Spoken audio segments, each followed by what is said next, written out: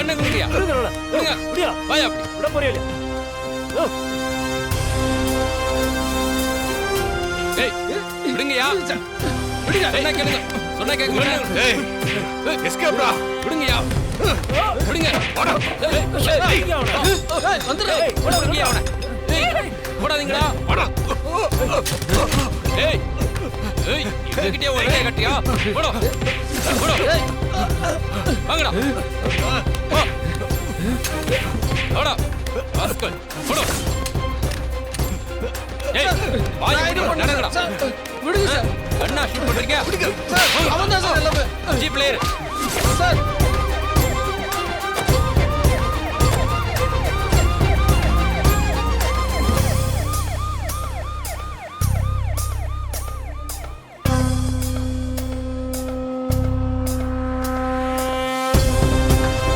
Sir family குழந்தைங்க பெரியவங்க இருக்கிற இடத்துல துப்பாக்கி சண்டை போட்டிருக்காங்க சார்.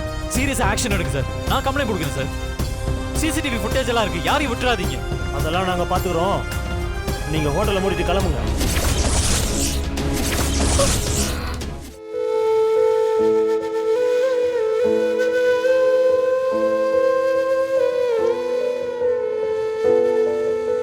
கதிர், இப்போ என்ன நடந்துருச்சுன்னு நீ இப்படி உட்கார்ந்துகிட்டு இருக்க?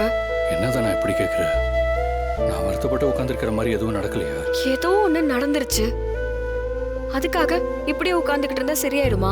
என்னோட இயலாமைய, என்னோட தோல்விய நான் வேற எப்படிதான் தணிச்சுக்கிறது? என்ன நம்பி வந்த உன்னையும் கஷ்டப்படுத்திட்டு இருக்கேன். நான் கஷ்டப்படுறேன், வேதனைப்படுறேன்னு உன்கிட்ட சொன்னேனா? நீ ஏன் இப்படி எல்லாம் பேசுற? நீ இப்படி எல்லாம் பேசும்போதுதான் எனக்கு உண்மையாவே மனசுக்கு கஷ்டமா இருக்கு. கஷ்டப்பட்டு என்ன ஆக போகுது?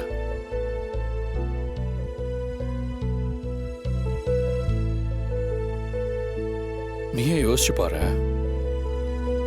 எனக்கு கொஞ்சம் கூட எதுலயுமே அதிர்ஷ்டம் இல்ல. எதுல கால் வச்சாலும் ஜான் ஏறினா முழம் சறுக்குது. சறுக்கி சறுக்கி யாருமே தூக்கி விட முடியாத பள்ளத்துல விழுந்து கிடக்க.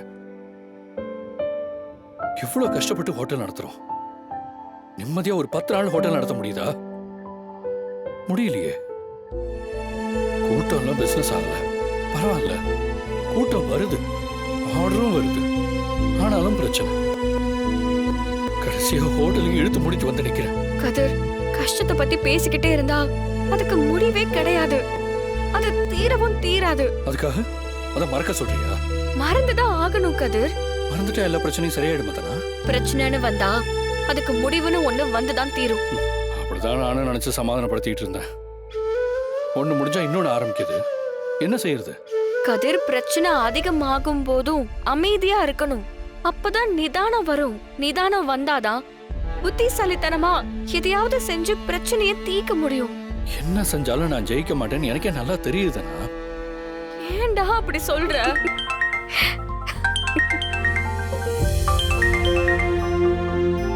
ஹலோ தம்பி, நான் இன்ஸ்பெக்டர் பேசுறேன்ப்பா. சொல்லுங்க சார். நீ ஹோட்டல்ல திறந்துக்கலாம்பா.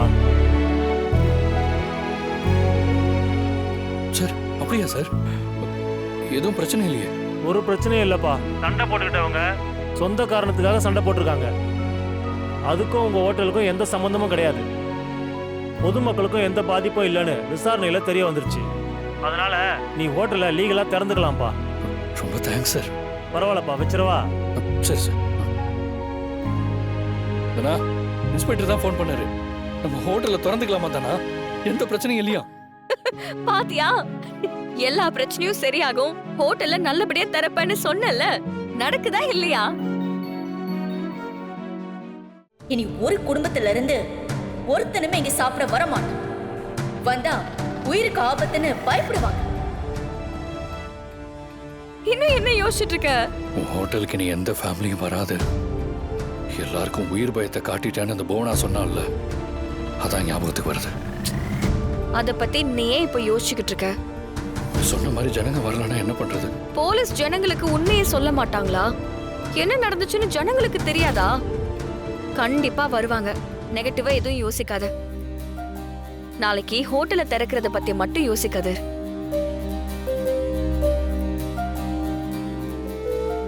ஏன் மாயா இப்போ ஹோட்டலுக்கு எந்த பிரச்சனையும் இல்லைல்ல? இல்ல பெரியம்மா, நம்ம ஹோட்டல்ல துப்பாக்கியால சுட்டாங்கல்ல, அந்த சம்பவத்துக்கும் கதிர்க்கும் எந்த சம்பந்தமும் இல்ல. கதிர் அந்த விஷயங்கள்ல ஈடுபடவும் இல்லைன்னு போலீஸ்ல சொல்லிட்டாங்க. நாளையில இருந்து வேலையை ஆரம்பிச்சிடலாம். ஓ,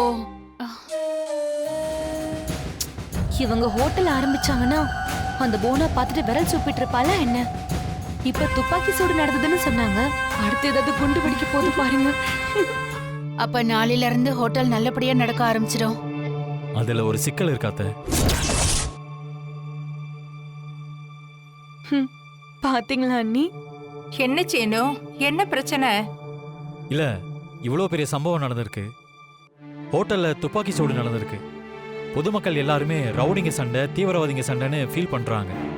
அதனால முன்ன மாதிரி எல்லாரும் குடும்பமா குழந்தைங்களோட சாப்பிட வருவாங்களான்னு தெரியல. ஐயோ, அப்படி வராம போனா வியாபாரமே நடக்காதே. அப்புறம் கதிர் ரொம்ப கஷ்டப்படுவான். அந்த புவனா ஆசைப்படுறது அதுதான். அப்ப இந்த பிரச்சனையை தீர்க்கவே முடியாதா? இருக்கு பெரியம்மா, இந்த பிரச்சனையை தீர்க்க ஒரே ஒரு வழி இருக்கு. என்ன சொல்றா இவ? என்ன வழி மாயா?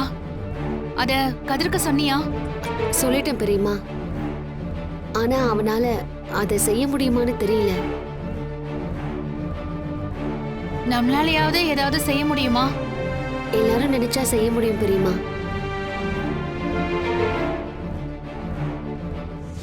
என்ன பார்வதி, குடும்பமா போய் அங்க கும்மி அடிக்கலான்னு பிளான் பண்றாங்க.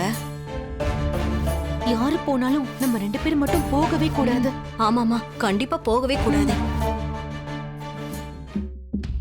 மாயா, பத்மாவும் பார்வதியும் ஏதோ ரகசியமா பேசிட்டு இருக்காங்க போல இருக்கு. கண்டிப்பா இது நடக்கக்கூடாதுன்னு தான் நினைப்பாங்க. அவங்களுக்கு ஒரு ஸ்பெஷல் ட்ரீட்மெண்ட் கொடுத்துரு. சொல்லிட்டீங்களே மாமா, இப்பவே கொடுத்துடுறேன். ஓகே. அத்தை, பெரியப்பா சிவரஞ்சனி ஹோட்டலுக்கு சாப்பிட வரேன்னு சொல்லிட்டாராம். நம்ம எல்லாரும் போயிடலாம்ல? நீங்க வேணா போயிட்டு வாங்க, நாங்க யாரும் வர மாட்டோம். வரமாட்டீங்களா? ஏன்? ஏன் நாங்க எதுக்கு வரணும்? அங்க குண்டு துப்பாக்கி நீ ஏதோ சொல்லிட்டு இருக்காங்க. எங்களுக்கு பயமா இருக்கு. நாங்கெல்லாம் போறோம்ல. அம்மா, நீங்களாம் தைரியமான ஆளுங்கம்மா. உங்க அளவுக்கு எங்களுக்கெல்லாம் தைரியம் கிடையாது. நாங்க வரல. சரி, பயப்படாம எங்க கூட வாங்க. நான் உங்களை கூப்பிடுறதுக்கு இன்னொரு முக்கியமான காரணம் இருக்கு. அப்படி என்ன முக்கியமான காரணம்? கூட்டு குடும்பமா அங்க சாப்பிடுறவங்களுக்கு குலுக்கல் முறையில வைர மூக்குத்தி கொடுக்க போறதா சொன்னாங்க.